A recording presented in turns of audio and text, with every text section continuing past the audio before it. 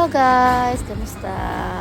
Magandang buhay. Tara, samahan nyo kami ngayon. Kukunin namin ang bago naming car. Itong car na to, medyo matagal na din namin natin. Parang mga more than 6 months na din. Last year pa.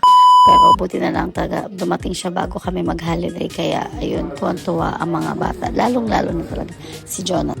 Buti na lang open sila hanggang 9 o'clock ngayong Wednesday. Kasi after work, dumiretso na kami dito.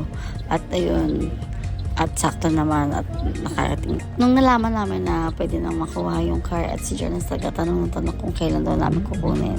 Talagang super excited sila. Pero syempre bukod sa car, ang pinaka-excited si Jonas ay ang free pagkain na popcorn dito sa Toyota. Kaya kada punta namin ito, kuha siya ng popcorn. Ayan, super excited siyang makita ang loob daw. Gusto niyang pumasok at sumakay. Kaya pinipilit niya na akong tingnan ang loob kung ano daw itsura. Tuwan-tuwa siya doon sa screen ng car.